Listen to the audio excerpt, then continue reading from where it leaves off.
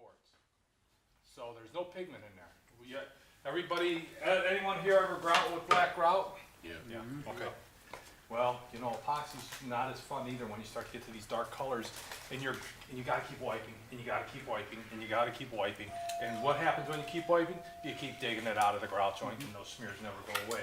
The CQ, because the sand is the color, you never have that problem. So our standard care epoxy, which is a good product, how could we have made it better? Really, for the homeowner, it doesn't matter. They're both going to give the same attributes for stain resistance and chemical resistance. But for the installer, it's huge, because for you, you don't have to keep wiping those pigment smears off.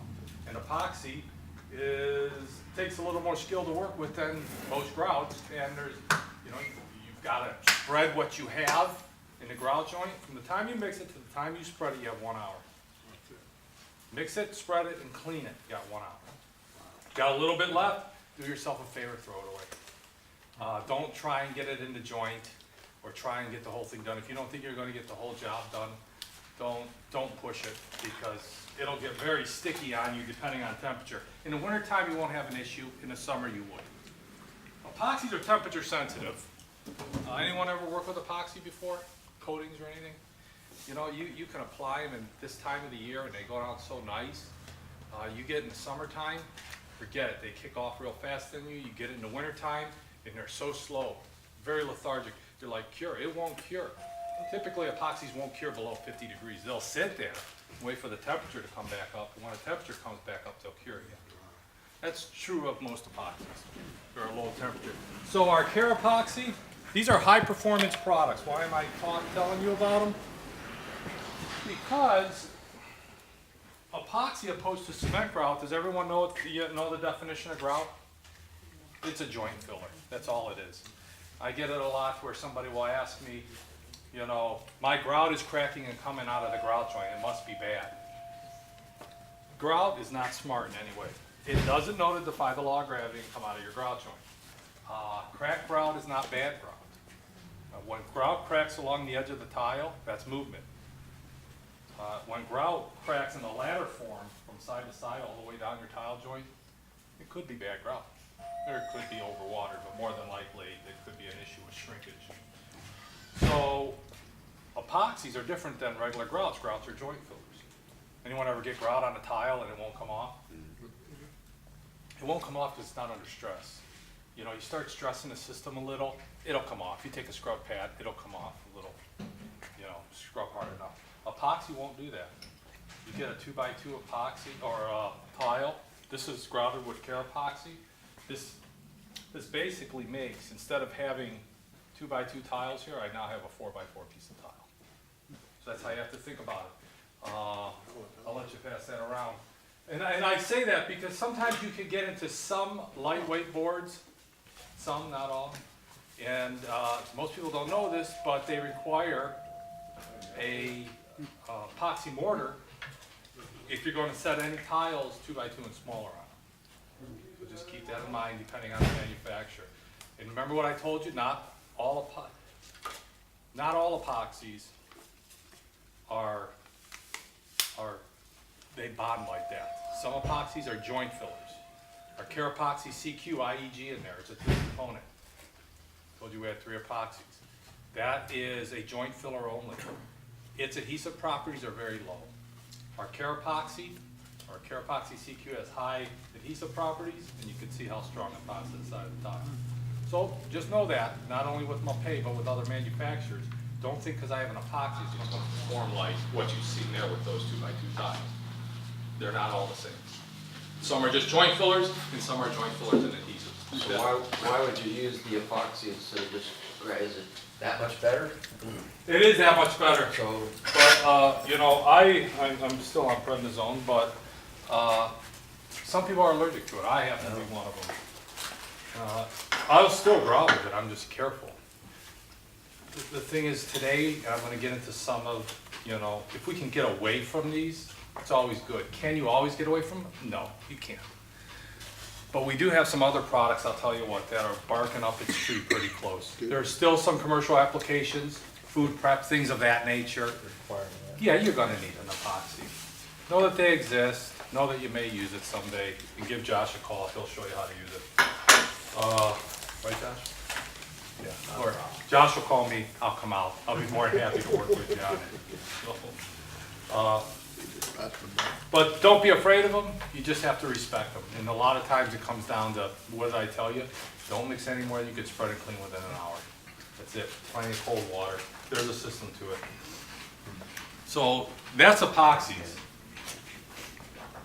So there's 3 epoxies there. The IEG I told you is our 3 component. Just know that's basically for anywhere where you do food prep, such as that has a lot of grease and fat, and has they use no rinse cleaners. With this epoxy, if you were to use this in a commercial kitchen or a kitchen where they use no rinse cleaners and there's fats such as oils and grease, it would eat this epoxy in about 6 months. It would be totally gone. Yeah. Wouldn't it? It looked like you never even grouted the grout joint. It'll eat it that quick. That's the no rinse cleaners doing that. Because, you know, well, no one wants to clean the floor anymore, so why don't we just come up with a cleaner that cleans it automatically? It's, you know, it's pretty tough stuff. I mean, it'll eat epoxy, so it tells you how strong that product is, and we're putting it all over our food prep areas. The Carapoxy IEG is designed to resist those no rinse cleaners, so it'll last much longer. Any questions about epoxies? All of our colors, if we try and make it as easy as possible, in Carapoxy CQ, all of our grouts come in Carapoxy CQ. All of our colors come into Carapoxy CQ. So, they used to come into Carapoxy, but we don't. We kind of dwindle them off a little bit due to the fact that most of the installers like to use the CQ just for the attributes I told you. You don't get the pigment swingers. Okay.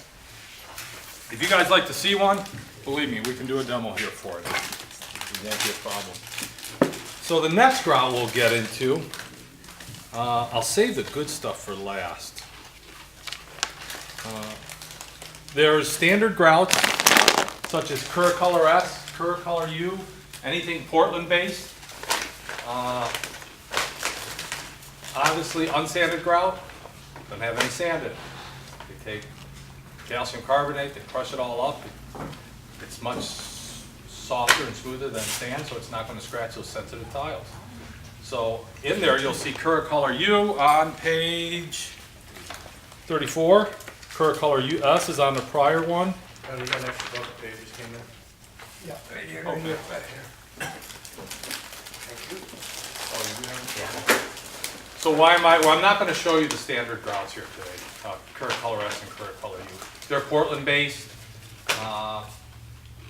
They have longer working time to them. Return to service is not as quick as the Ultracolor.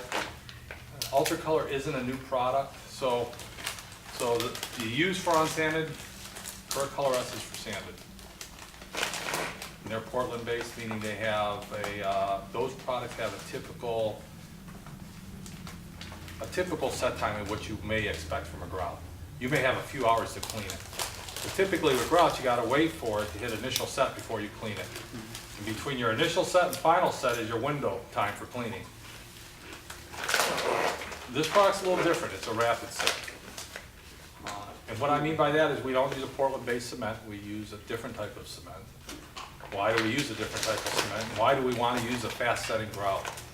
This is not new technology. I used to grout with this product in the 90s. It's a little different formula. This is our European formula, the FA, fine aggregate, which is new, probably about 2-3 years now. The old formula had sand in it, so you had to be careful with the tiles that would scratch really easy. This has a finer aggregate. It's less likely to scratch.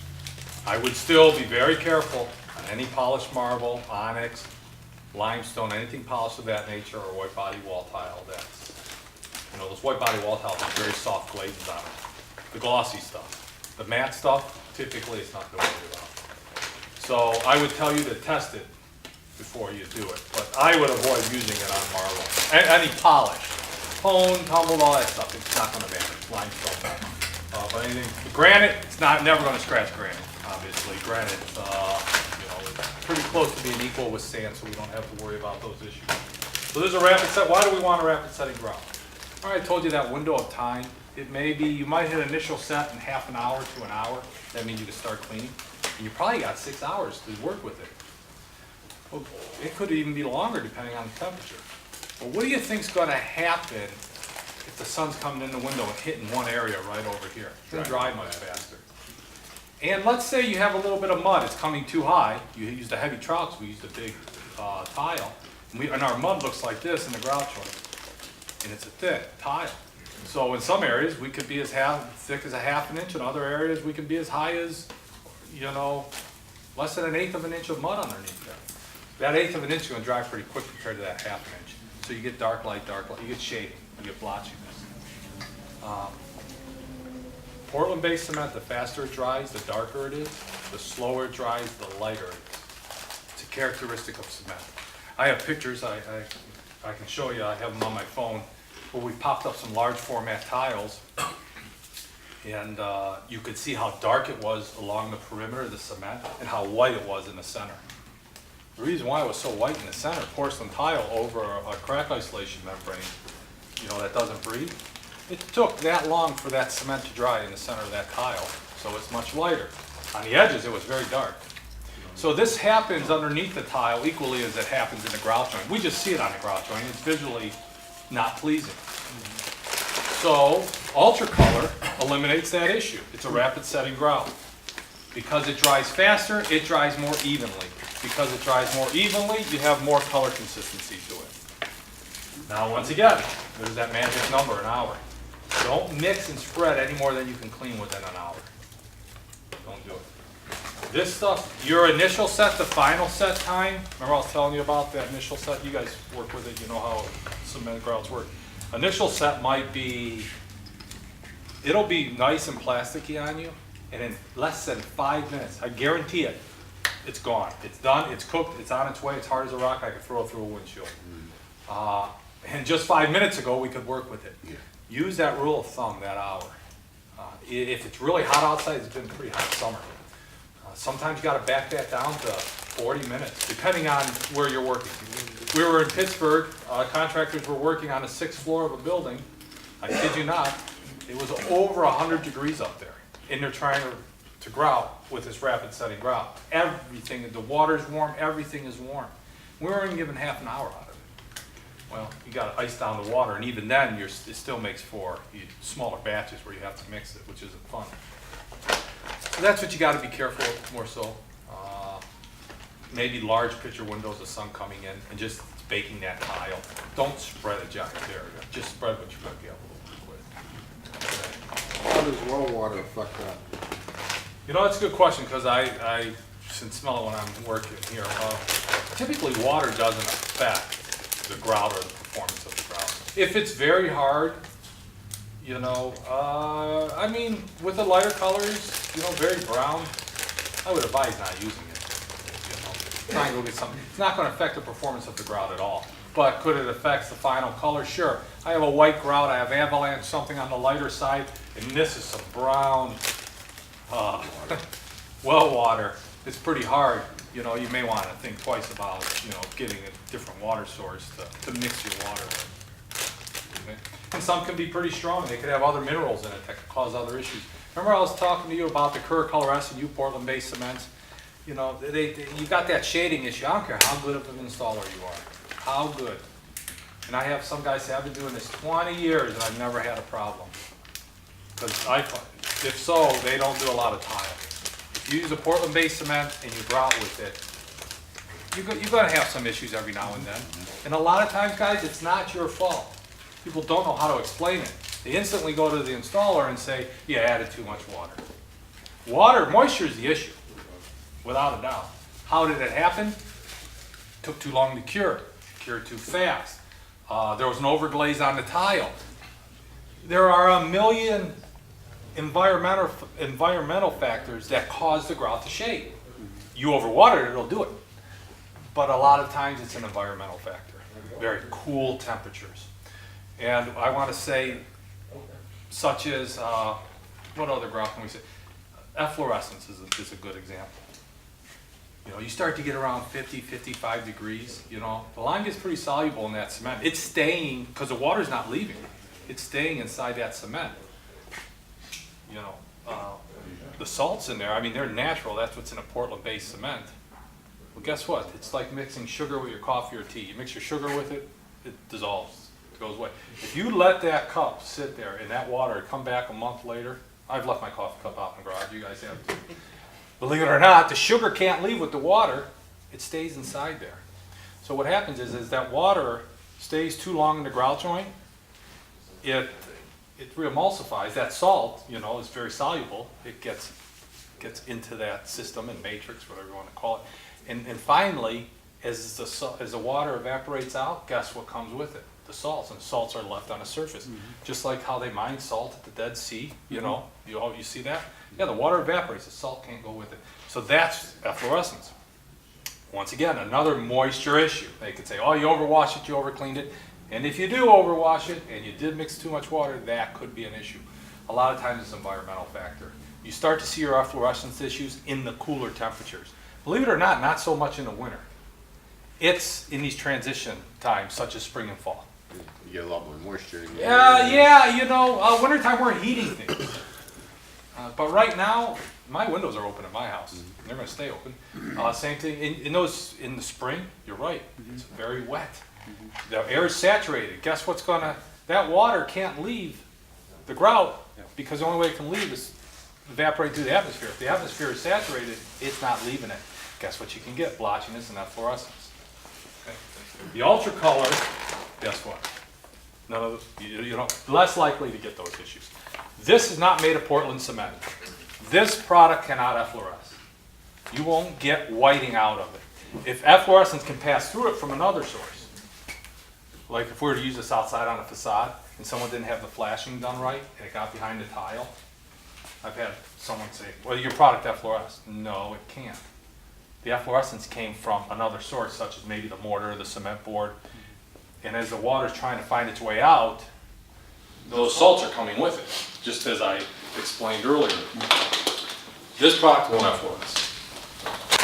You typically won't get those issues. A lot of times those grout issues that you tend to see from efflorescence is due to climatic, it's interior, things of that nature. But I just want to throw that in there. So this won't effloresce. This product is less likely to shade too. Remember, it dries fast, and it dries within an hour almost, opposed to 6 hours, 10 hours. So your chance of blotchiness with this product is a lot less than any Portland-based product. Okay. Kind of beating that to death a little bit, aren't I? But it's a true education about grout, and I don't think most people understand how grout works or why you get those issues you get. Somebody says, well, I don't know why it happens. Well, you know why it happens now. A lot of times it tends to be environmental. Cements, you know, you never want to use them. We're getting to the time of the year just a little. Everyone's pushing their outside projects right now. Below 39.5 degrees, the cement's not curing for the most part. Don't bother using it. And don't use the rule of thumb. I get this a lot. Well, the high today is going to be 50. That's the high. For how long? 2 hours? You know, how long? You know, you'll be lucky if the grout gets up there to those temperatures. So this is ultracolor. We're going to mix them up and we're going to show you to you here. Any questions about this product, guys? No? I'm assuming here everybody uses a lot of cement-based grouts, correct? Okay. What do you guys use? What's that? Just yell it out. It's okay. You guys use, you use a lot of customs, use a lot of Laticrete. Where do you buy it from? Just curious to know some of the issues you may or may not have. You may not have any issues. Another attribute, or what I like about this product too, is a return to service. If you have one shower and you're redoing somebody's shower, they can use the shower the next day, and you're not going to compromise this product, period. I mean, I kid you not, in 3 hours, it's going to be, the PSI on it's pretty strong. What you don't want to do, and I'm not a hypocrite, so I hope they're not taking this one right here real quick, but I'm going to ask you to please measure your grout until you know how it looks. There's a different formula, and this is the reason why I was asking you about, you know, who else's products that you use. You know, they're all similar in some ways, but in other ways they're not.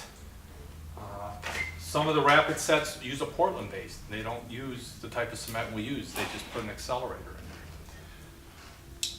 Different plasticides, latex, things of that nature, other fillers in there. Mix this according to direction. It says 1 U.S. quart for 10 pounds of product. Mix it. Get a mixing bucket like this, a decent one that's somewhat close. Mix it according to directions the first few times. When you know how it works and acts, then you can mix it by eye. You know, I'm not gonna expect you, you have a 25-pound bag of grout, you're working by yourself, you're not mixing that whole thing. I just told you, you'd have an hour. So, but mix a few of them, some 10-pounders, mix it according to directions, see how it works and how it acts and how it looks after you're done mixing it, and then just go ahead and mix it like that. The reason why I tell you that is, any cement for that matter, you can overwater it by 3%. You guys ever get some cements and, I mean, you can't dig your knife in there, hard as a rock. They didn't use very much water. Only about 30%, somewhere between 20 and 30% of the water we mix with this stays behind and reacts with the cement.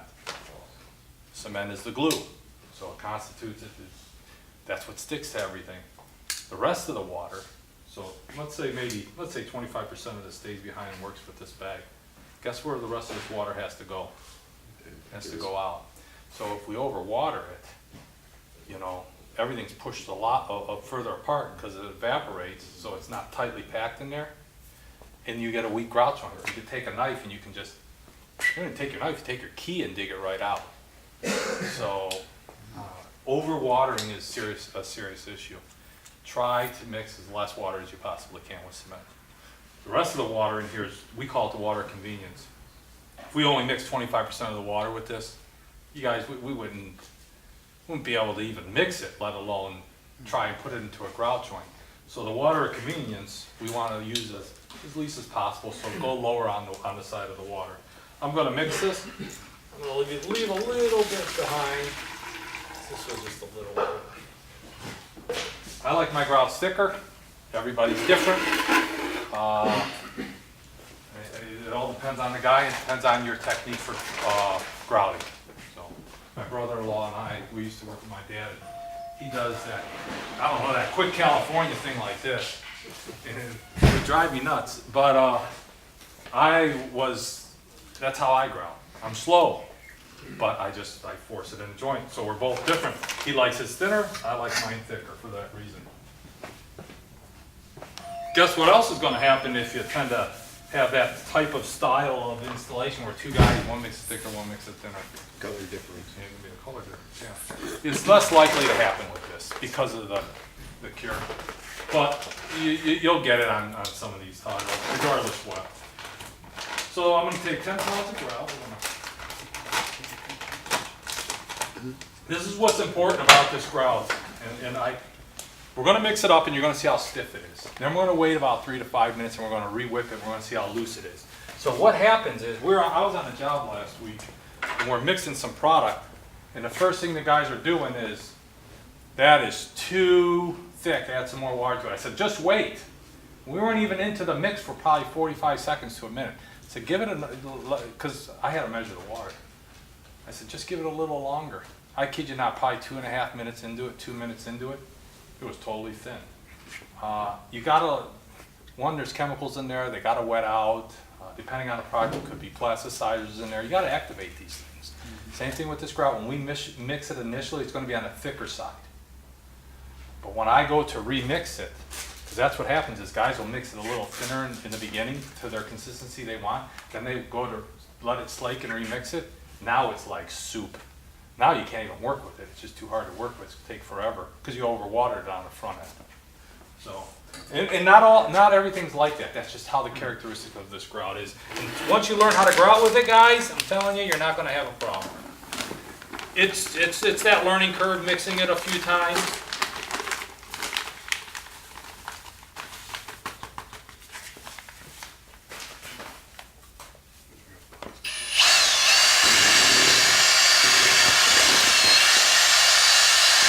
these do make nice grout drills. You know, instead of using that big old drill. Depends how much you mix at one time.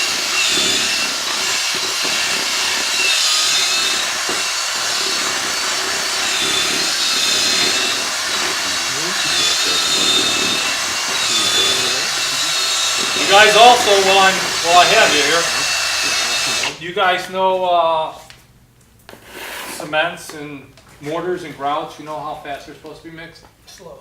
Slow. 300.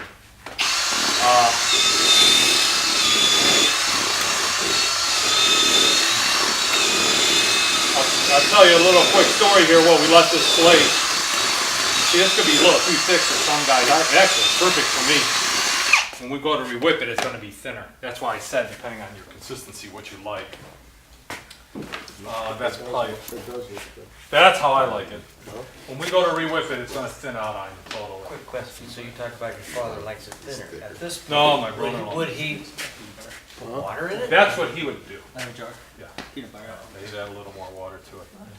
Okay. You never want to water.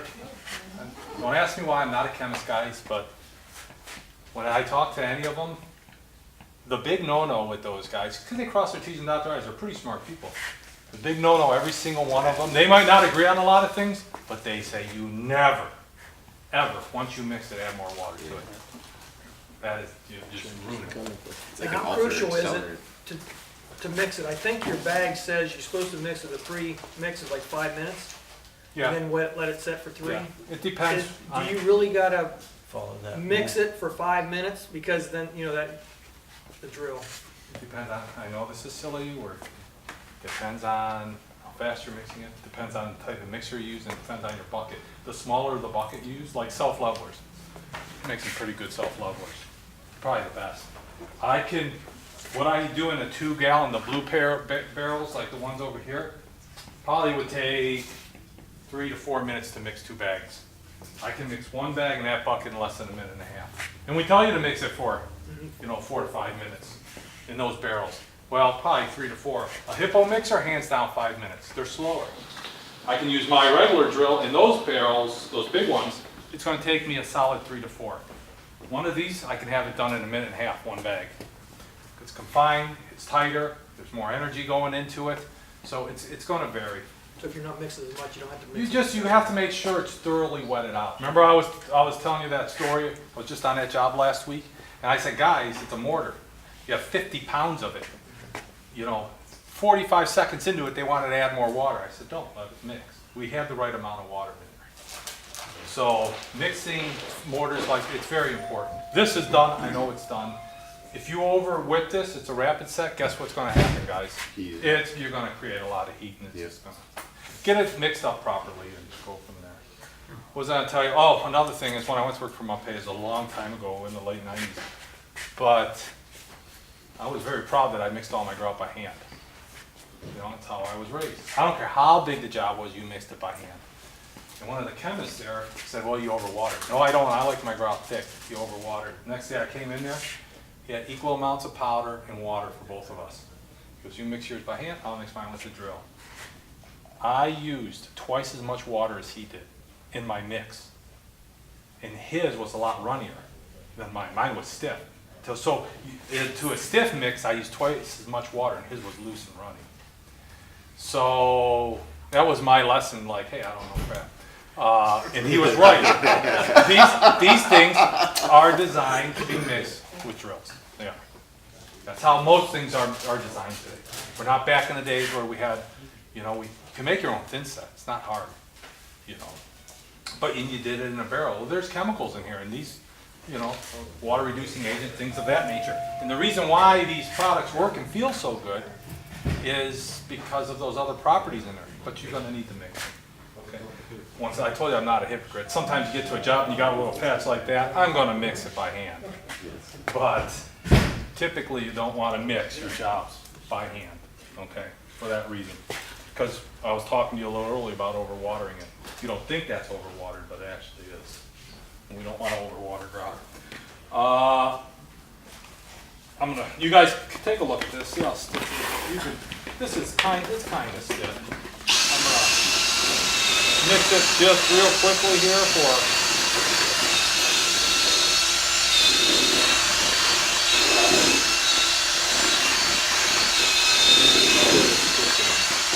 That's still thick for you? That's about right. Yeah.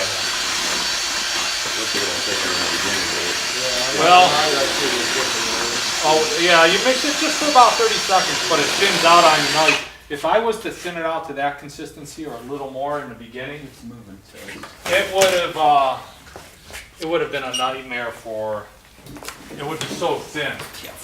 And I held some water back, and I know you guys are all tile guys, so that's a lot of water, you know that in here. Yeah. That'll take that from, back to the lot. yeah, to where we only can't work with it.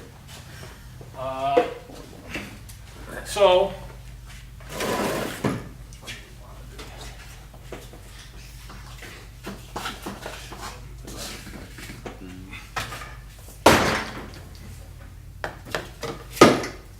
come here and take a look at this, guys.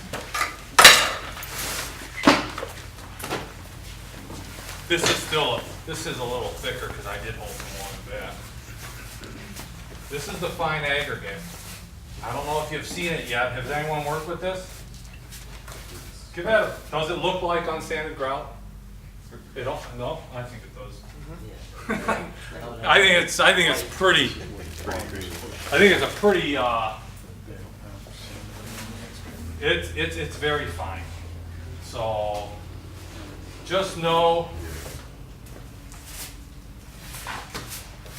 really, this is how you're supposed to grout. Everyone's got their own technique.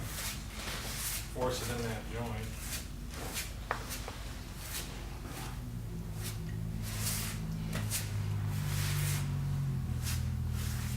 Clean it off. I'll show you a few sponges we have.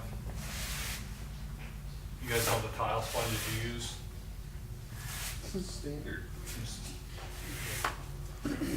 Now, the thing with this is we do have to let this set up, guys. The old formula, and I just bring that up, of ultra color, you did it. You could go at it right away. Because this is a fine aggregate formula, it needs to firm up a little bit because it doesn't have that heavy sand in there to break that surface tension of the sponge going across it so it doesn't pull it out. If we were to grout this right now, we'd pull a lot out of the grout joint. Let it set up. We'll give it 15 minutes and we'll give it a try. Okay? But I wanted you to see how smooth that was. Okay, so we'll let ultra color go and we'll talk about flux color next. I have some different sponges here that you guys probably don't see a lot. This sponge right here is my favorite. It's a good, you know, it works each to his own. But this is the cellulose, it's the vegetable-based sponge. Those other ones are polyurethane. I like it because it's big. When I clean my grout, I get a nice flat grout joint with this. It doesn't pull too much out. Anyone here ever boat? No, I do. If you go to the boating place, you know, West Marine or anything, they don't have those tile sponges for bilge sponges. They have cellulose sponges. These do a much better job at picking up the water and leaving less water on the joint. And you get a much flatter grout joint. We have these, which I'm going to talk about now next, and these are coming in, and now I'm going to talk about this one too. I know it's silly about sponges, but things have changed so much in the last few years with tile that everything else really needs to change with it too. So, actually, we'll just get right into it. We'll talk about that flex color. Someone grab a bucket of that flex color behind you there. The 3D? Oh, no, the other one. I think I got it. CQ? Yep. What color is that? Green. Gray. I got a black one here. Let's use black. That's nice and hard.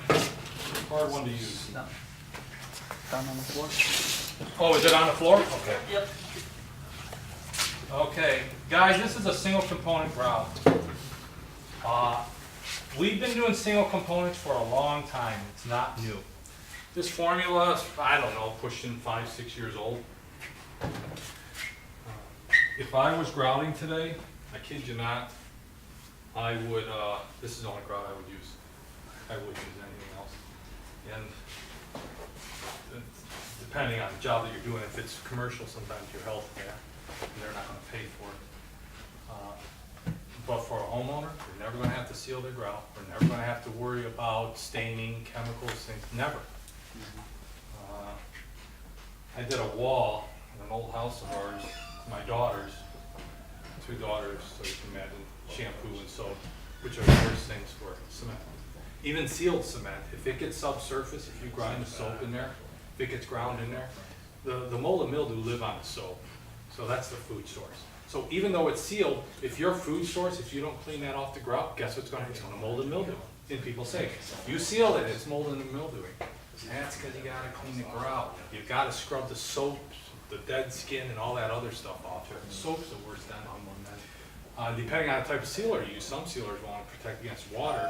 Other ones will protect against fats, greases, soap, and water. Silicones only protect against water. So guess what happens when you get all that soap on there? It's down inside that joint. So this product, we're never gonna have to worry about that. It's a single component. I said we've been doing this for years, it's nothing new. We started, believe it or not, I believe the story goes right, it was Lowe's that made us come out with this, probably well over 15 years ago. Then they were using an LVT years ago, or Duraceramic, things of that nature. Then we came out with this for the professionals, quite a little while back now. This one's different, the other ones have pigment in there, feels like a coffee sticky grout. This doesn't. Once again, this doesn't have the pigment in there, it's like the epoxy. It's a different product than what you're used to if you've seen some of the other ones out there, even our other ones. This is gonna feel like grout, and it's gonna clean up like grout. What's the benefits? I think I was just, this is kinda old, so it's, actually we'll open up the other one. This is a little stiff, but I wanted to do, I'll show you how thin it actually is. It comes pre-mixed. It is pre-mixed. You open it up and use it, guys. The only time, if you had a little bit of separation, this has been sitting in my garage for a long time. I've been using it, opening, closing it, opening, closing. You can see it's drying out actually. And this is, how old is this? 17, all of 17 July. 17, I think. So this is over a year old. I've been using it and opening it, closing it. It cures by, obviously, evaporation. So the more you use it and open and close it, it's going to start to stiffen up on you. You don't want to spread any more than you can clean with this product. I'd say less than, 10 to 15 minutes. In the wintertime, you're gonna get a good 15 minutes out of it, guys. It's, once again, it's temperature. Hot tile, hot sun, things of that nature, it's not gonna be nowhere near as fast. Why do I think I told you, I was telling you a story about my daughters and their shampoo and all that stuff. 1x1 tiles, 8-foot wall, there's a shower wall, 8 foot long, 8 foot high. Never ever once did I ever have a mold or mildew problem in that period with it. You just don't have, you don't get the staining issues, you don't get any of that. After a few years, are you gonna need to clean it? Sure, use a heavy duty cleaner. Guys, it's gonna look as good as the day it went back in. Mudrooms, another good one. Dark chocolate tile with this, with a chamois grout, real light color chamois, like this. Actually a little lighter. It still looks, years later, as good as the day you put it in. And everything comes in and tracks on that. So this really solves your problem with stain resistance. It also solves your problem with shading and efflorescence. There's no cement in it. We never have to worry about it efflorescing. 2 is there's no pigment in there. The sand is the color. So, and there, once again, there's no cement in there. So if it, let's say it takes 10 times as long to cure as it did yesterday, something happened, big weather change, who knows what, they turn on the air. Even if you have to come back and do a repair and it's 6 months later, it's in the winter. Doesn't matter how fast or slow this dries, once the water leaves it, the sand is the color. So the color is always going to be that color. You never have an issue with the color. Make sense? This is the sponge I would tell a lot of people to use. Actually, I'll draw out this one too. You can use this, yeah. It's sanded. See how gritty this is? Can you guys see from there? You're not gonna wanna use this on a tile that you wouldn't use a sanded grout on. Once again, anything that's got a polish to it or soft. I'd say polished marble, onyxes, limestones, things of that, anything polished like that. Wax tile would not be it. You know something? This one's dry. We'll open up the other one and I'll show you. I have a lot of people that have used it on glass and I've never had a complaint. Will it scratch glass? Depending on the manufacturer. This glass is manufactured 3 different ways. Some glass has a very soft surface to it. And even though it's glass, this one won't scratch and this one will. Just test it. I tell everybody that. And no, we sell a lot of it for glass. But I'll be honest, I haven't had a problem. Doesn't mean I won't have a problem. I would just rather tell you, it's sand. And then some guys, everybody's different. You know, you go to some of those jobs and, I mean, you got a big guy leaning on it, on something that could be sensitive, that one guy might not scratch and the next guy might. Let me show you. I'll show it to you. So, cleaning, there's 2 different sponges here. This sponge, you can pick these up at most home centers. Look how full my grout joints are, guys. Nice and full. That's how I like them. You can tool this too, and what I'll show you is, and we'll come around, is let's say I want to bring that grout joint down. Some of the single components you can't tool like this. As soon as you touch it again with your sponge, it's like caulky. It pulls right out. Have you ever used any other? Yeah. It's like grout and caulk. Once it's down, leave it alone. Come back the next day and use your cleaner on it. I can come back over this quite a bit, guys, and tool those joints and get them down to the elevation that I want to hit. Then we have this sponge is now coming in the buckets. We used to have a different sponge in the bucket. This was our 3rd one. I didn't care for them too much. This one does a better job, so you don't have to go out and buy a sponge. Pretty much do the same thing. The secret and the problem, it's not a problem, but the secret to this, let's say I was doing a 100 square foot job, I'd probably have 3 buckets of water. I'd have them pretty clean. About every 30 feet, switch your bucket. Because what happens is there's a lot of glue in here, latex, and what do you think? That's what binds everything together. So when I'm washing this off, guess what gets in that water? Latex. And when my concentration of latex to water, where it's suspended in there, and the latex becomes more than the water can handle, all we're doing is putting it back on the grout joint. So just make sure, change your water frequently, that's all. And you might be setting 24 by 24s. If you are, it might last you more than 30 square feet, you know, because we don't have much grout. So you're just gonna have to, you know, use your better judgment on when to change it. But I tell everyone about 30 square feet, you should be good. If you were, these will not develop a haze on them. The shinier the tile, I don't care what it is, for some reason, the harder it is to clean off. This sponge is supposed to eliminate a lot of that. So what you could do, come back the next day with a little Windex, we'll take it right off. Or what you can do is come back and if it was even 5, 10 days, a month later, our heavy duty stone towel and grout cleaner, take it right off, no problem. So don't worry about it, it comes off easily, you don't have to buy really anything special for it. But this won't develop a haze. Now, the 3D, which I'm going to show you in a minute, that one's a little trickier. Because it's so fine. This is a microfiber sponge, which I like. Let's say you're finishing up the job, you've cleaned all your tools off, this is starting to firm up.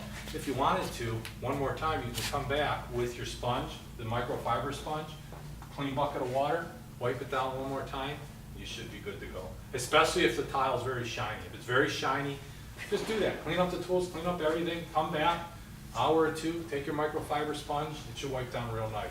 Very dry, you don't want it wet, but just to lift everything off the surface. Any questions on this grout, guys? You just said something about using a glass cleaner, ammonia or ammonia? Ammonia. Ammonia. And please just use, unless you find something different, let me know. Just use, what's the popular one that everyone uses? Windex, yeah.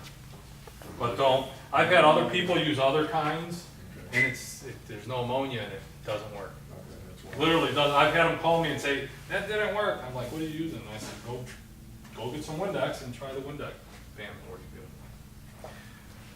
You shouldn't have too much of an issue with the Flex Color CQ. From time to time you might, depending on the tile. Depending on if you use a microfiber sponge a lot or not. But if you do, little Windex the next day won't hurt. It takes it right off. Now, this should be ready for us to go right here, and this is the Ultra Color. This sponge works great with this product also. See how it doesn't, it pulls what's off the surface and not out of the grout joint? This sponge will do the same thing, but this almost leaves no water on the surface. You can see the difference. Yeah. Big difference. This is a, so, clean it. I'm pretty much done.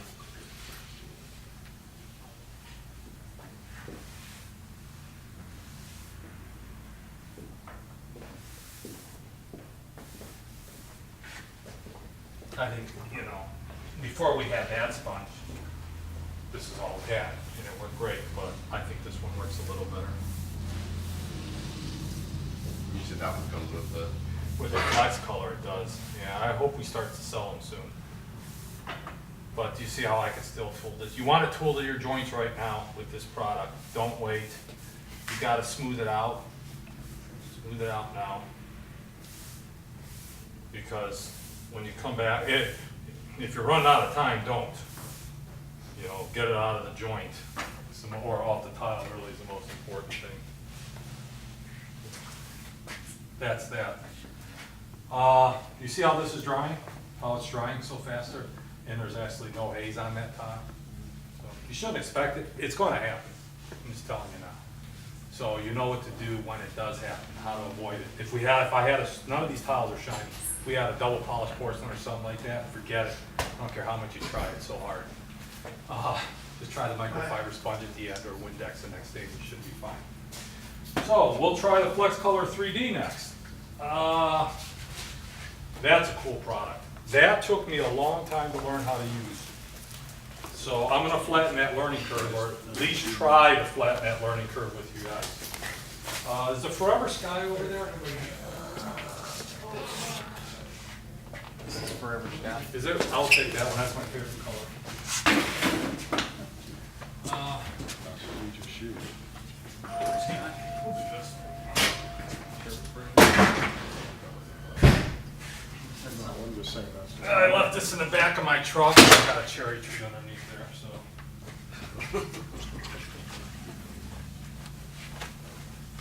But this is a good. Get it on.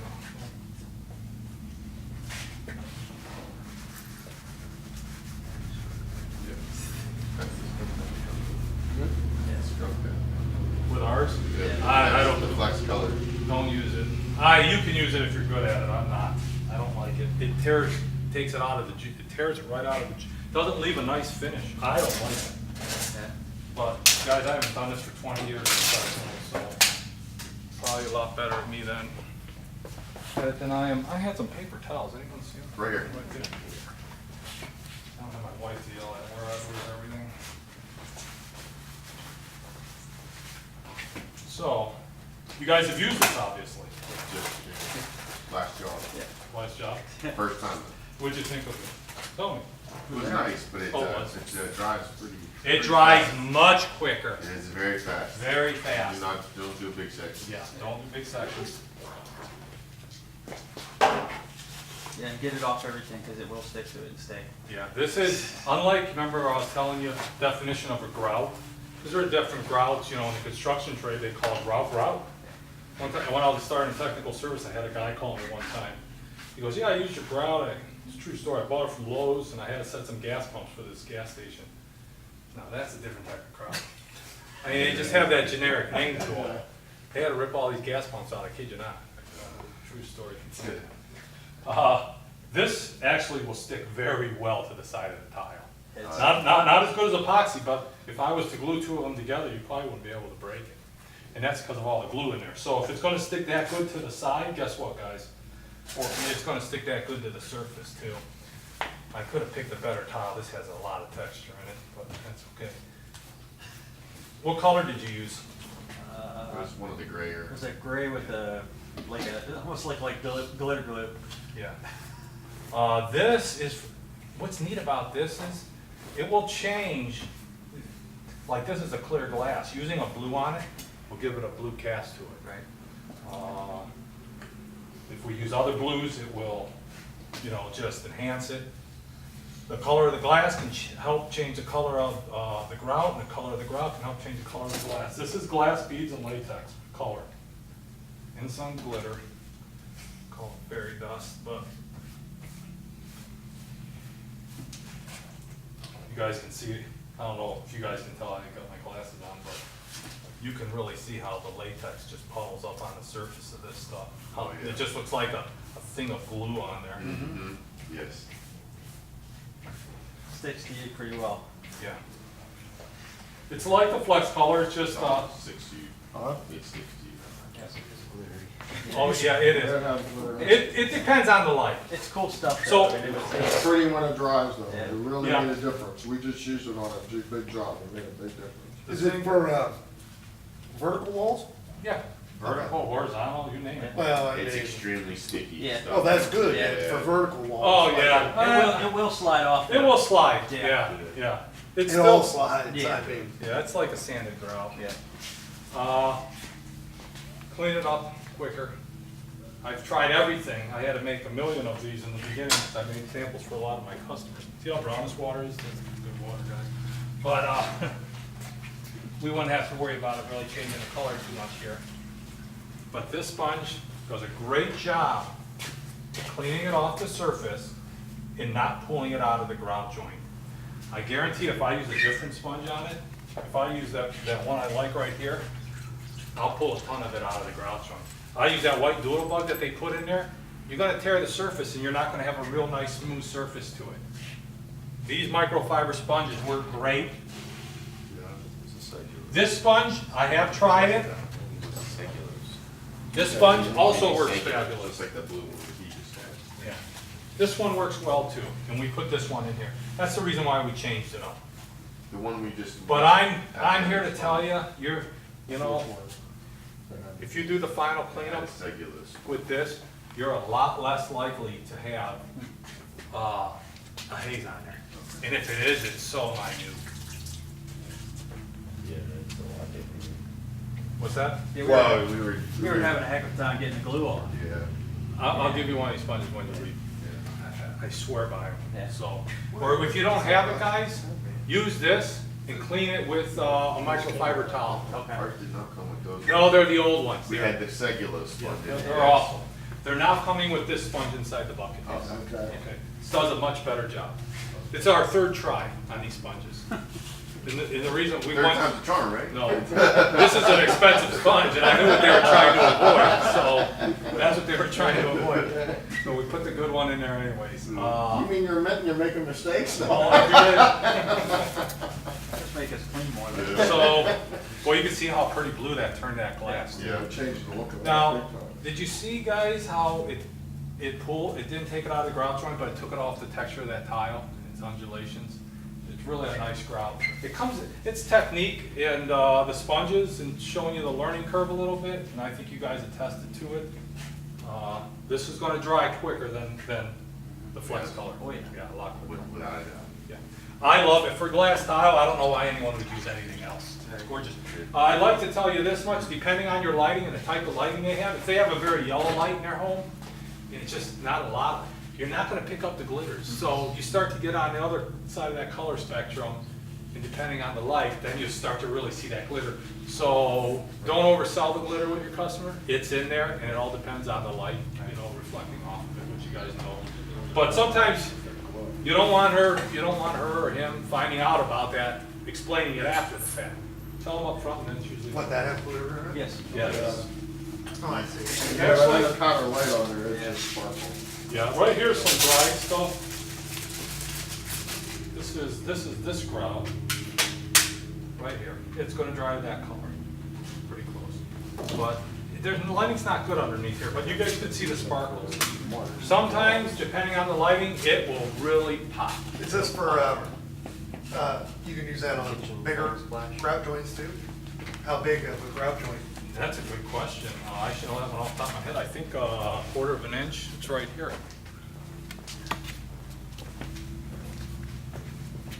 Probably 3/8, but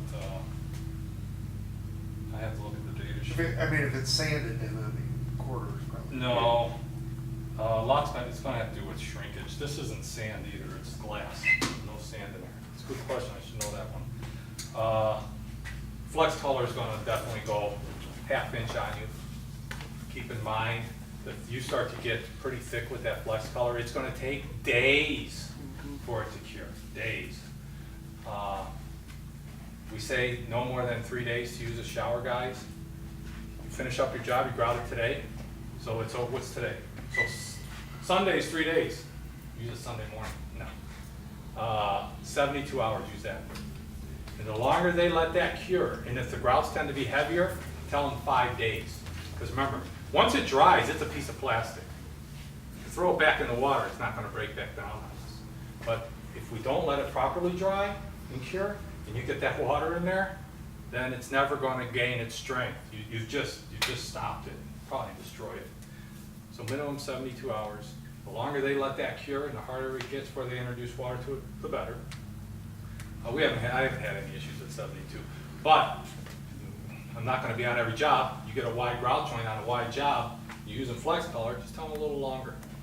You know, I'm telling you, I know it's tough to wait in the world we live in today, but a day or two isn't gonna kill anybody, and they're gonna be much happier in the long run. So 8-inch grout line. It says 1/8 inch. Is the max? That's what it says. Is it? So it's like unsanded grout where you don't. Yeah, I don't know. I'm still gonna look that up. I don't know if I'm. Yeah, it says 1/8 inch there on the. Yeah, I'm gonna look it up. That's fine. Because honestly, I'm not gonna, I wouldn't if I had the glass and it was 3/16. Or you can use this with tile, that's 3/16. Well, that's true, yeah. But I won't come in on complaint. But, I'm just being honest. Nice guy. But, 3/8, that's a little thick, 1/4 of an inch is heavy too. But would it still work? I don't see why it wouldn't. Nobody Like the wants flex color? big joints anyways, they No. all want the small. I had somebody use the flex color on a joint that it wasn't recommended. And actually, he was gonna use epoxy, I told him about that, I said, just give it long, he let it cure for 2 weeks, I think. He used the flex color on it, it was perfect, it was for the pebbles, so there's no issues with it. And this has probably been 5 years, so, it was Art who does food. So, we've covered the grouts, any questions? It's a lot of information, isn't it? What about like a sheet Don't worry, bed the quiz ain't that long. that has regular tile and glass in it, they mix them Oh, up? that's a good question, gosh, I'm glad you asked that, I even brought some samples to show you how hard it can make your life. Yeah. Glass, metal. It might be in the car. But you get mixed media like this, guys, Yeah. I promise you that 3D will stick real good to the stone. So it sticks to everything. The thing is, I promise you, it sticks to everything. it will darken your stone too. Yeah. It's a sealer, it's latex. You consider pre-sealing it. I'll be honest, this won't work always, but I'll always wet it down if I have mixed media in there, but stone, because I'm telling you, it'll stick to that stone. If you wet it down and the water absorbs in there, you're not gonna have that issue. I kid you not, I can grout this little thing here, I could with the brown. There's just this little patch, clean it right away, and I still can't get the darn glue off the stone.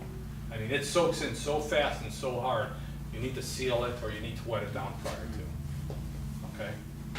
That was a very good question. That's on You do that, not want to get caught. that's on that grout that you just used right The there. 3D, yeah. So you're Even the saying- flex color is the same way. If it's a porous surface, Any stone. So any of your pre-mixed grouts, you still either wanna seal it or wet it real good first. Yeah, wet it real good. Any stone, period. Okay? But just regular ceramic tile and glass together. If it's a shiny that's flat fine. surface, it doesn't matter, you can use any of the grouts on. You don't want to spread an area that big, guys, with that stuff and find out. That was a very good question. We had one with just like that, metal and stone and top and glass. It was- Metal's tough. Once again, guys, I'm going to be the first one to say it, it scratches easy. Good luck. I have people tell me, what can I use? Well, I don't know. Even on sand today, if I have issues with it, because you don't use a brand new float or anything, I don't know, pipe it with silicone. But, that stuff, it's tough. I think that's why you don't see as much of it anymore. Yeah, it's very hard to grout. I have here's some flex color 3D samples. I told you I made a ton of these up.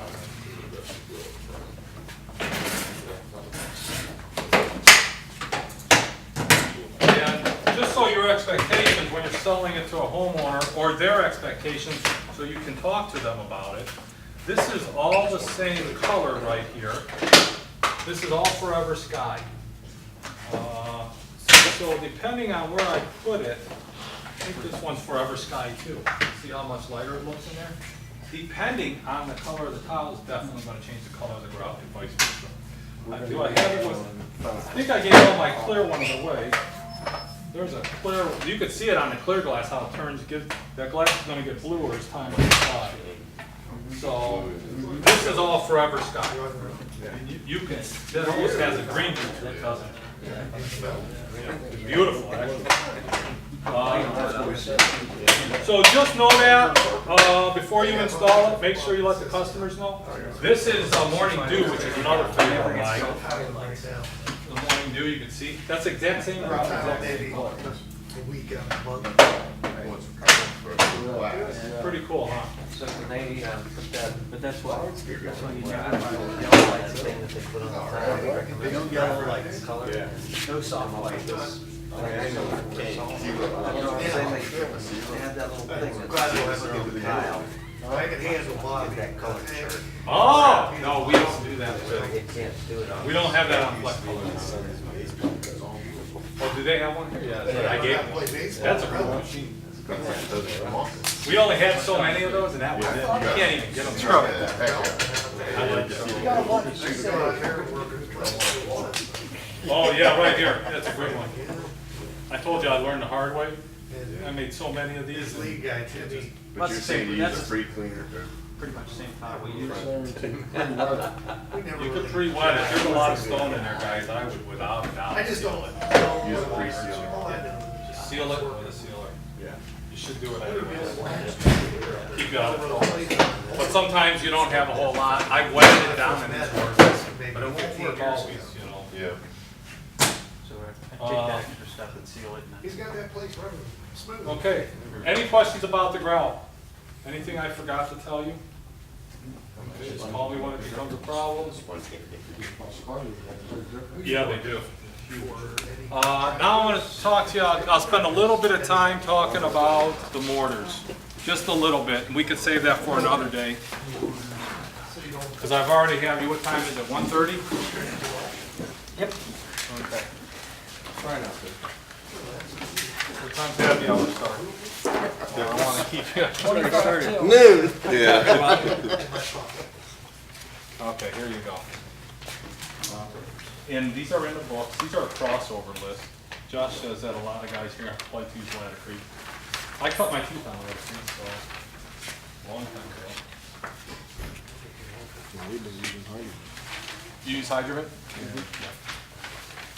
That was one product I never really flexed.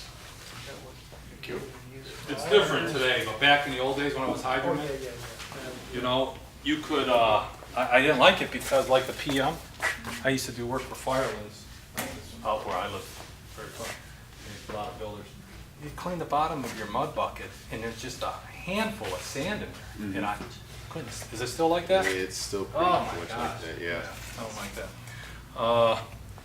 And most people, you guys may have known this already, sand is important in cement. And it's important that you have a good balance. You get your strength from sand, but sand is not the glue. Cement's a glue, that's all it is, it's a binder. So you have to have a good ratio. More cement's expensive. Cement and latex, two most expensive things. When you have that good ratio of cement to latex in there, it's important. You get your strength from sand, you get your adhesive properties from glue, or from the cement. Used to be that, but today it's changed a lot. I'm going to talk a little bit about, and it could be for a different day, all the different types of mortars out there. Why are there so many? If you open up our book to, we're going to start, this is confusing. I didn't put all the mortars in there. I just gave you some quick crossovers of the popular products. Okay, there you go. So, does it start on page 22? And it goes to probably 29. Actually, it goes to page 31, 30. That's how many mortars we got. And I'm here to tell you, 2 or 3 would do for mostly everything. So, why so many mortars? Tiles are different. I can remember back in the early 2000s, I kid you not, we had a medium bed mortar, it was ultrafloor, and we were talking about discontinuing it. We had one, really. It's because we didn't have any large, no one sat, everything was 12 by 12 and smaller for the most part. Everything's so big today, most of our tiles, we need to be using a medium bed mortar. Do you guys know the difference between the medium bed and a regular thin set? I'll tell you just so you know, you understand. Thin set, Ultraflex 1, Ultraflex 2. If you look at this sheet I just passed out to you guys, the very first thing highlights a medium bed mortar. What's not highlighted as a medium bed mortar is a thin set application. Thin set is not a product, it's a terminology, it's a technique. It's a description. It's a description. Thin set typically is, you know, you're down to, who knows, maybe a 1/16 of an inch to no more than 3/16 of an inch of packed mud, not trowel size. So when we start to get bigger than that, up to 1/4 of an inch, what happens to you, this is a true story down in Columbus, it was a commercial job and they were setting long, large planks and they're using Ultraflex 2. Our #1 selling mortar for a long time. Guys love it, creamy, good to use, they don't have problems. So why would I switch from something I don't have problems with? So, probably about, I'd say a few weeks into it, it's a true story, they'd start to get lippage, and they were setting these nice. And I told them, and I tried to switch them to like our LFT a while back, large format tile.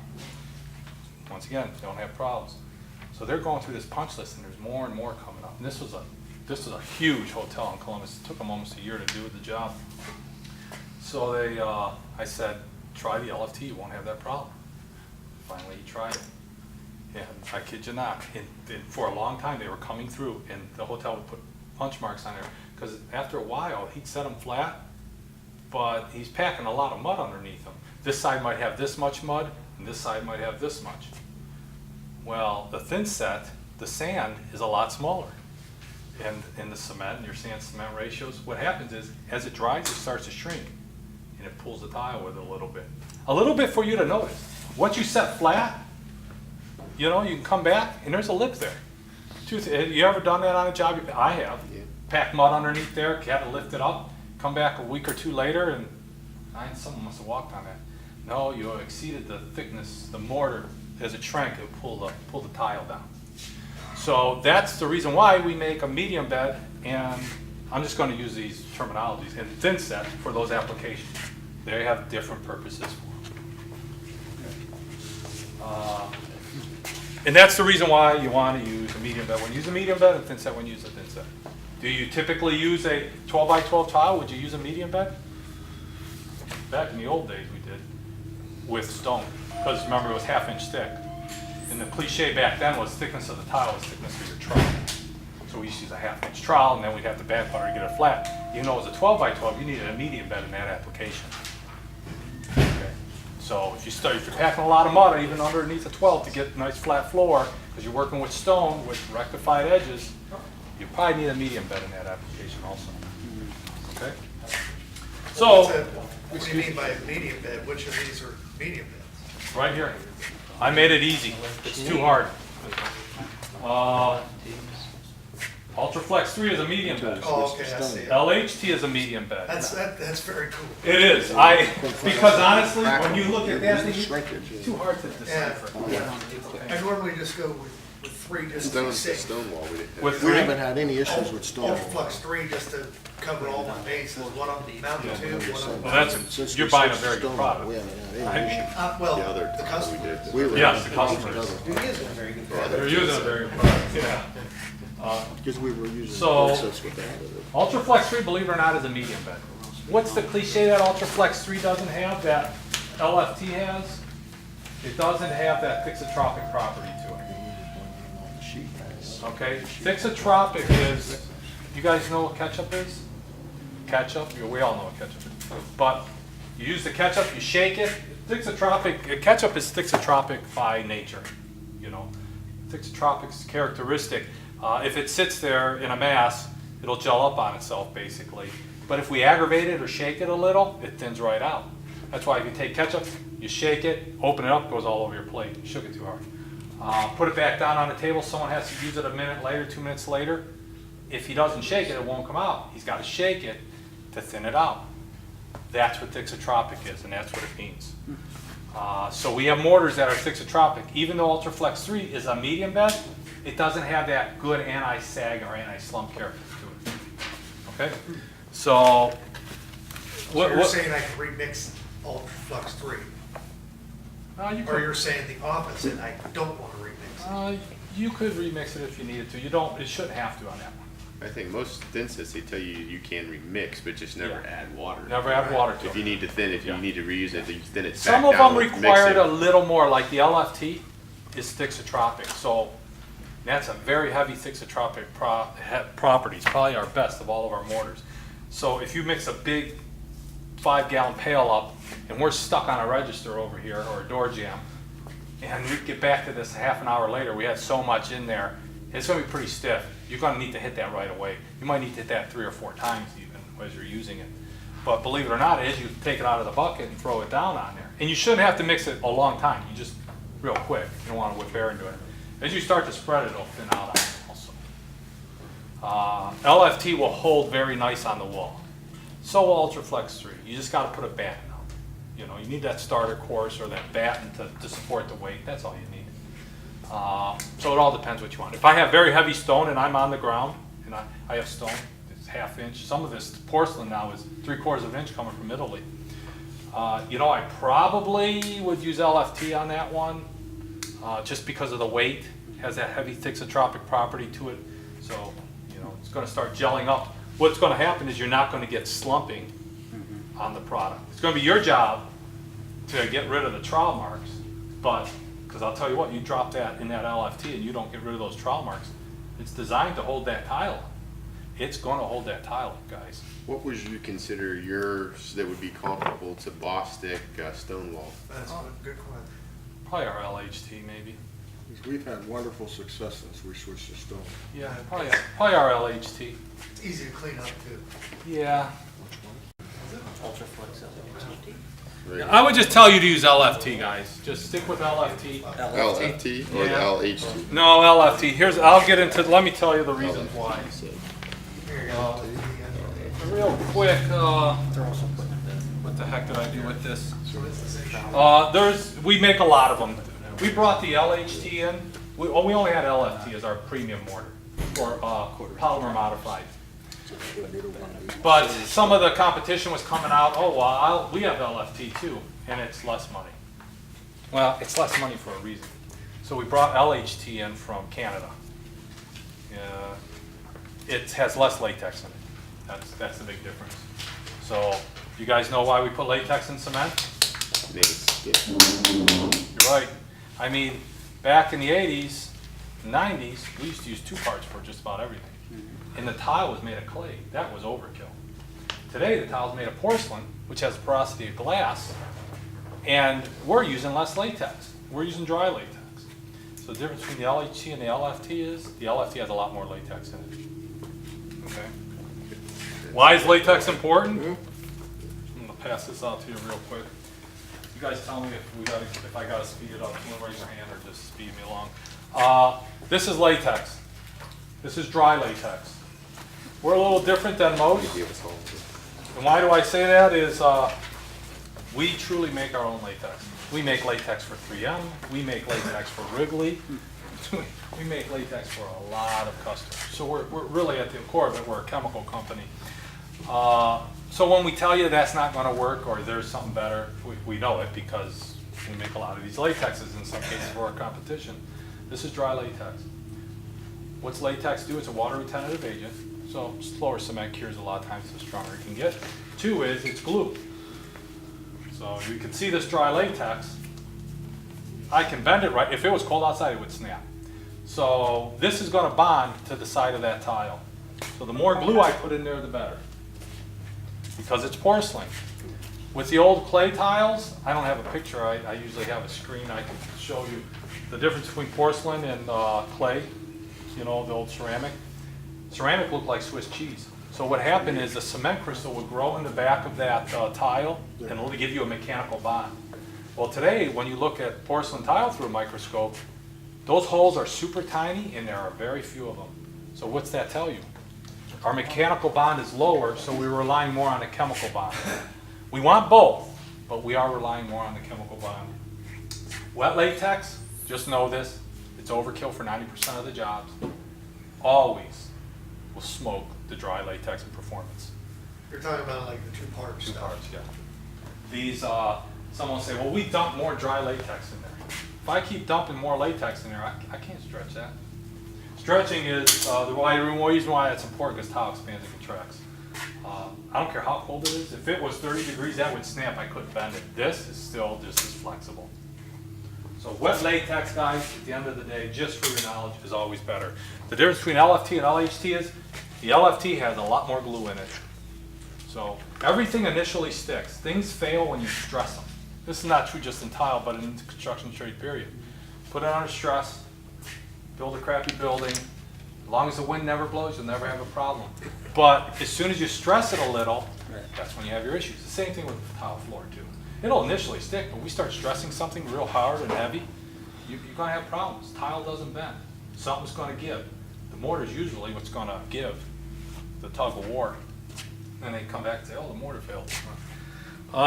So the more glue you have in there, the better.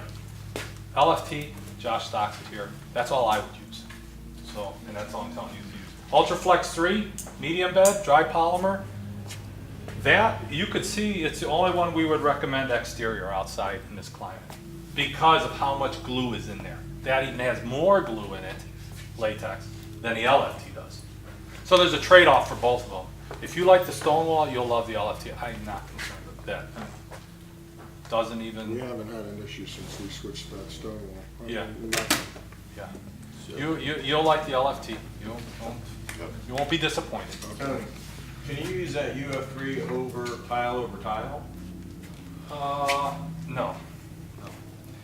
We used to do it with Carabon Care Elastic, and we have a different product now called Granny Rapid. Yeah. Have you guys used it? Huh? Yeah. You have? Okay. I was looking to see if I had a sample of Granny. Granny Rapid is a dry latex, or it's a latex, a wet latex you roll on. Because remember, inside that tile over tile, and it might say it in our instructions that you can use it in our brochure, we're relying on the glue. And nothing's going to be as good as a 2-part tile over tile. We used to say Carabon Care Elastic, but our liquid latex is going to save you a lot of money because you don't have to go to the 2-part if you don't want to, and it's still going to bond better. It's called Eco Prim Grip. You roll it on with a paintbrush, you put it on like you're painting a wall. You don't want to see the substrate underneath it, and more isn't always better. So because then it's going to take too long for it to dry. Is it like the stuff you do cracks and cement with? No, it's Like a primer? damn, I don't have it. It is it's a bonding agent is what it is. It's a bonding agent. So you can roll It's an that acrylic. on tile and then use the UF3? Yes. Is that what you're saying? You can use, LFT. I You can gotcha. use anything. Because now we're not relying on that chemical bond of the tile. so you don't need the 2 parts if you're going tile over tile, because you can prep it with this stuff, you're saying? I would tell you, if I was doing the job, I would use the Eco Prim Grip. And it's not because I could You save need myself to- money. It's because it bonds that much better than the cements do. You need to still grind the tile? No, You know what I mean? I don't want you grinding it. I want you to clean it well and just put the Eco, I don't care how good of a glaze it has on it. It will stick. You'll never get it off. Won't happen. So it's not a new product. We've had it for a long time. Comes from Europe like most of our stuff, or the good stuff does in some cases. I'm seeing if they have Eco Prim Grip. Oh, right there it is. There's some Eco Prim Grip. Maybe if Josh has a roller here, we'll put some on a piece of tile and I'll show you. But that's all you need. Don't, like most bonding agents, guys, you do not let it dry longer than 24 hours. They'll tell you dust, and we're concerned about something contaminating the surface, just like our house. Your wife dusts, the next day, furnace is starting to run, and you got a layer of dust all over everything. So no more than 24 hours. Also, like most good bonding agents, the surface starts to tighten up on it. So the longer it cures, the harder it is to bond with. So you want to get within 24 hours. Okay? So basically you could do it like today and then tomorrow start tiling on it. You can tile it the same day if it's a bathroom. You put it down, 30, yeah, an hour, 30 minutes, you can go over it. Now, don't apply a lot of pressure because you'll see with your trowel you might scratch it a little. Don't be concerned about that. Just don't apply that much pressure to it. As that product cures, you'll never get it off. I have a piece of tile, I might have it in my car, and I kid you not, you can get whatever you want and try and scratch it off that tile, and it's glazed. You're not getting it off. It's that good. Okay, what was I talking about? So the LF Ultraflex 3, LFTDs are great products.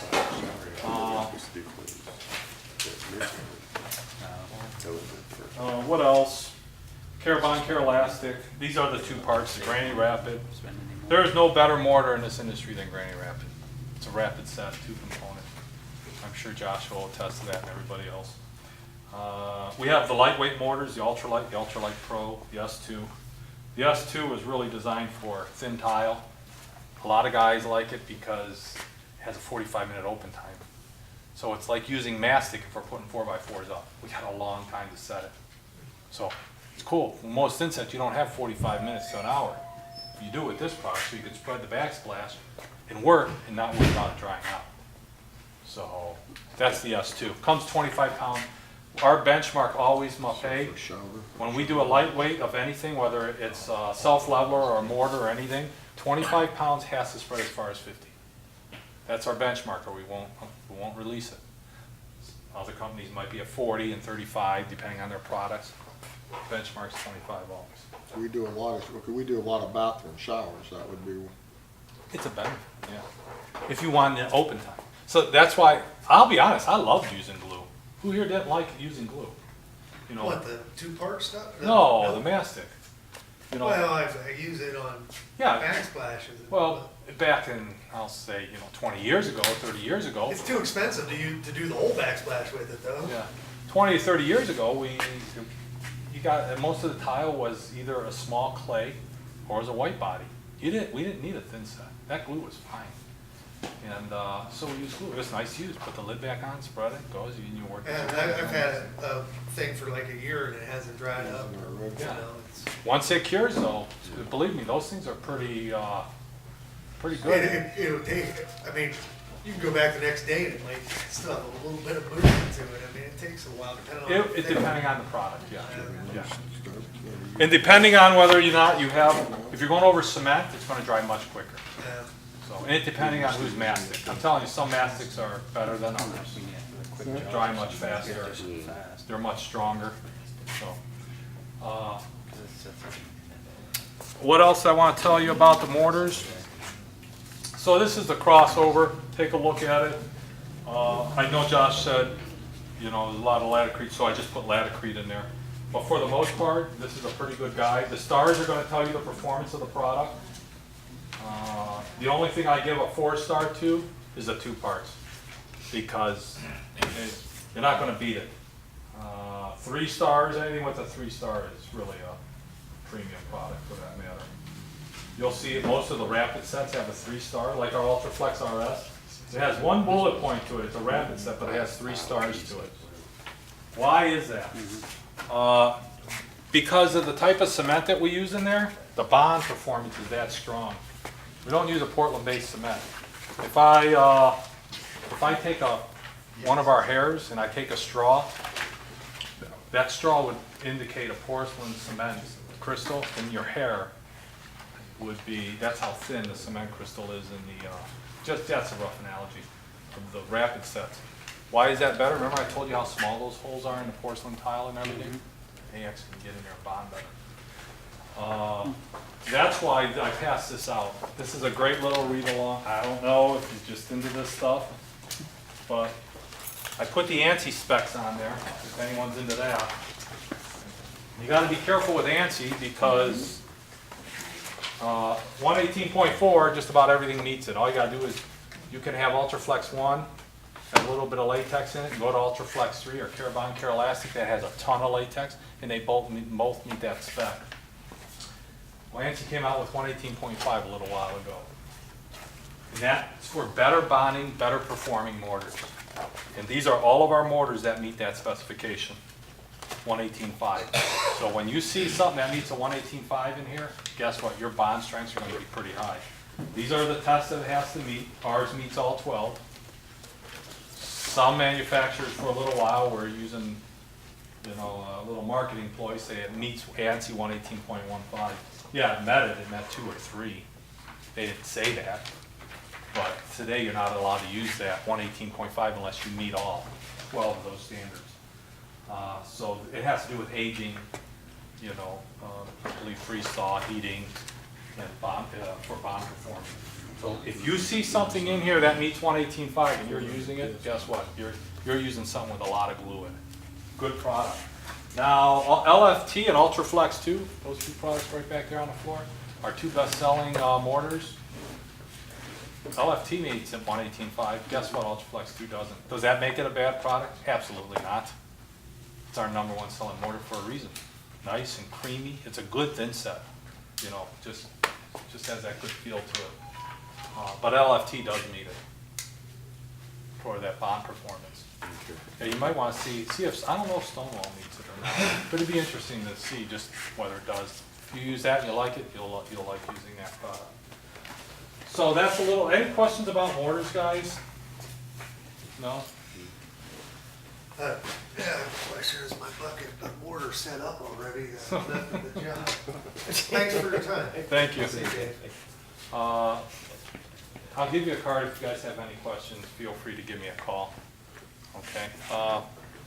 No, 2, with the caulks, we do make Mapei, it's a silicone, all our colors, and we also make our 3D, comes in a silicone. Not going to look like that, but it's going to be as close as we can get it. But it comes in all the colors in the 3D. You guys, how do you tape your silicone? Is that how you typically do it? You tape it, your joints? Yeah. No. You put it in there, spray it with water, hit it with your. No. I get it pretty good just with my finger. With silicone? Yeah. Yeah. Somebody taught me once, and I wish I had a display here to show you. What you do is, the most important thing is cut the tip right, get a nice bead. Make sure you touch both sides of the tile. So if we're doing a wall like this, we have 2 sides, it's got to touch both sides. You get a big spray bottle with water, and you soak that corner. And then you take one of the grout tools, you ever see them? The rubber ones? Yeah. And you go all the way down. Everywhere where that water's staying, that silicone will not stick. Silicone and water will repel each other. So when you overspray that corner, it's getting on the tile and the silicone. I'm telling you, don't stop, because you're going to have a nice, beautiful bead when you pull it down. Very professional. No taping needed. Because when you pull the tape off, you get that hard edge on That's there. interesting. I never heard that one. I have a lot of people doubt what I say, and I don't blame them, because I didn't believe it either until I seen it. And I seen some guy do it. I tried it, and it works beautiful. I mean, you know how long it takes to tape a bathroom? Yeah. So, this is, remember I was telling you about cement latex? These are different ones. This is Ultra Contact, which I didn't show you. But we get into the 2 parts. This is, you can't do this with any one part for the most part. These are 2-part mortars with latex, with the wet latex in them. Also too, I seen this. This is Eco Prim Grip right here. Here's the tile, here's Eco Prim Grip. I think that's LFT on there. I'm certain it is. And that's the LFT. So, that's the Prim Grip. But you want to put it on so you can't see the tile underneath it. But I'm telling you, what? Right there. It has sand in it. Yeah. I mean, it'll bond great to glass. You just got to make sure everything is clean. thick? No, it's not too bad. It's like a ceiling paint. Looks pretty neat there. Well, that's because of the sand. It's going to be like a ceiling. I don't think it's I think it's probably a little thinner than a ceiling paint. The problem is sometimes guys will put it on too thin. Yeah, I'll open it up. There's one open in the middle there, it's the second one down. Oh, you're talking about that. This, Yeah, I thought you were Eco when you Prim. put it ain't putting on, that with your top. sometimes it'll want to go on thin, especially a smooth surface. Don't let it go on thin. Back roll it again. You don't want to see the tile underneath it. And it's not that hard to put up, you know. I'm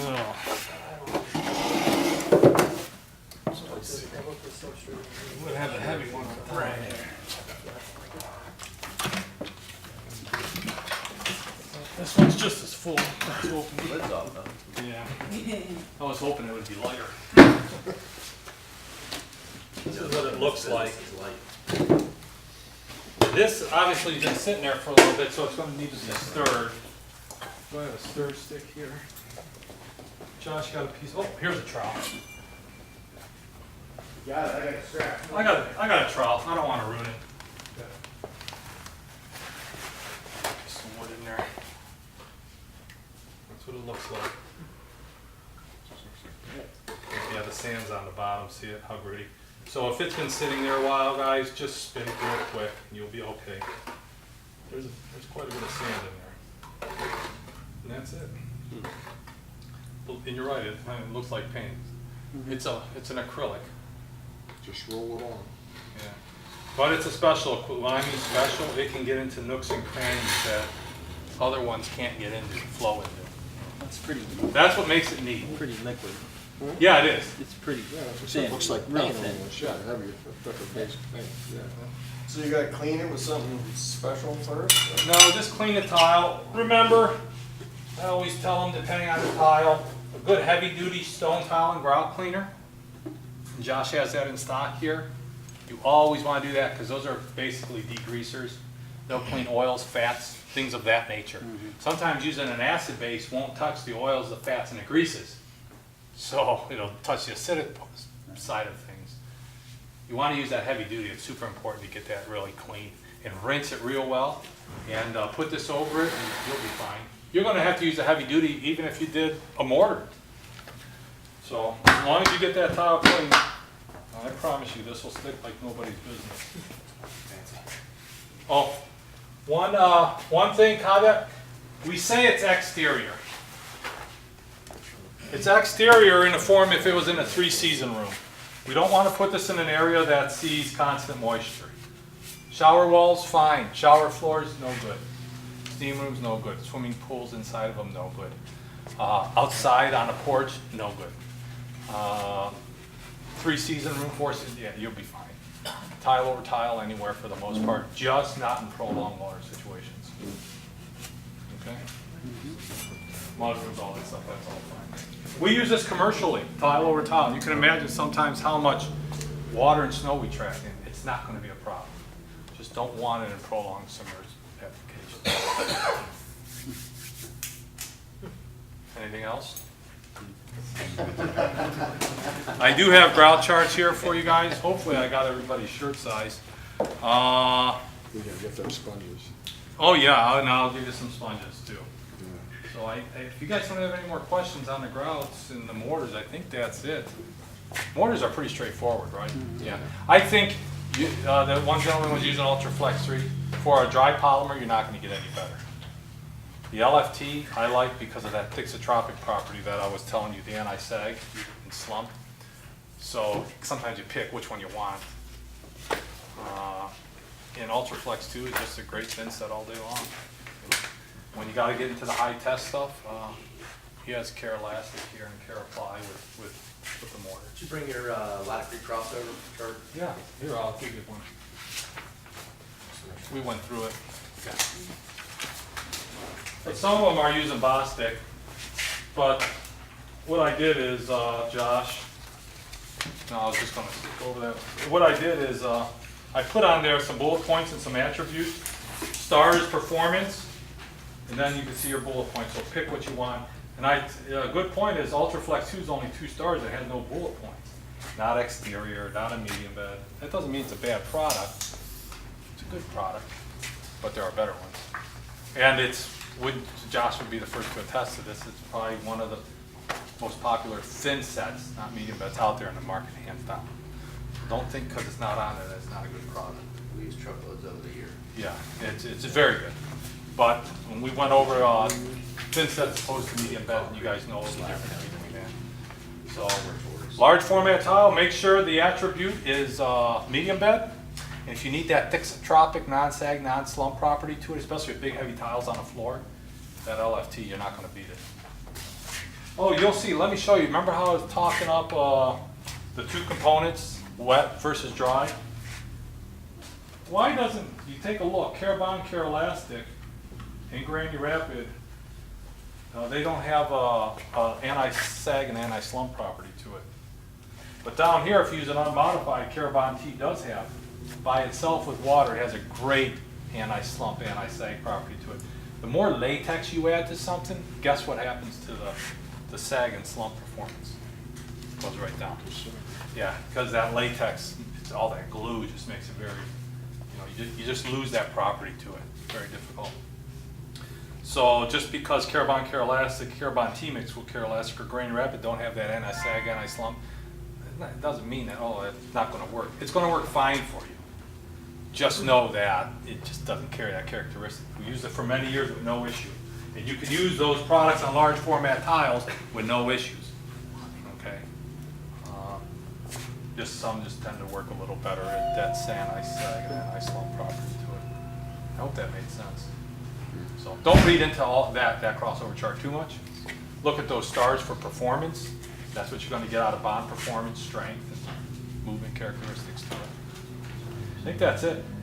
Not reading that at all anymore.